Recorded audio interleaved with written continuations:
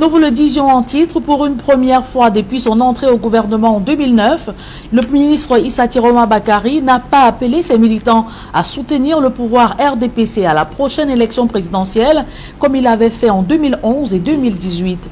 Le président national du Front National pour le Salut du Cameroun a plutôt demandé à ses partisans d'aller s'inscrire massivement sur les listes électorales, une attitude qui tranche avec ses appels habituels à voter pour l'homme du 6 novembre 1982.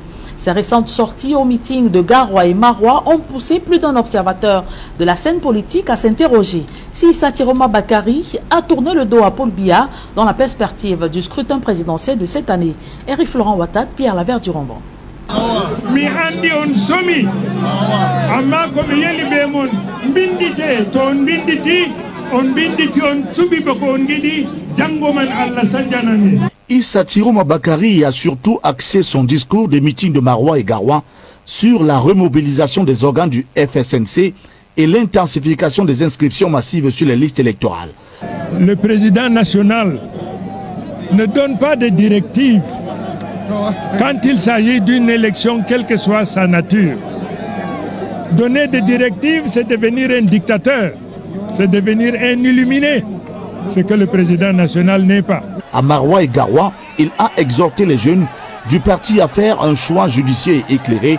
C'est vous qui choisirez celui qui présidera aux destinées.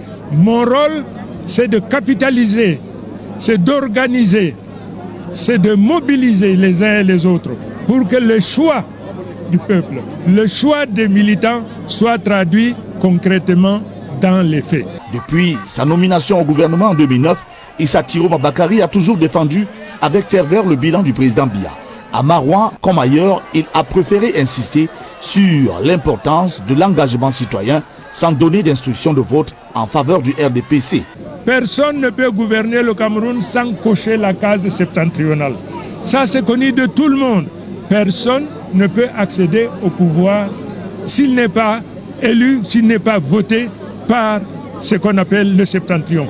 Le Front pour le Salut national du Cameroun a toujours été perçu comme un soutien indéfectible au régime en place. Or, l'absence de toute mention de Paul Biya dans ses récents discours soulève des interrogations. S'agit-il d'un simple ajustement tactique ou d'un véritable tournant politique? Dans un contexte où l'incertitude plane encore sur la candidature de Paul Biya et où les dynamiques politiques internes au RDPC restent floues, certains analystes y voient une volonté pour Issa Tiroma de se repositionner.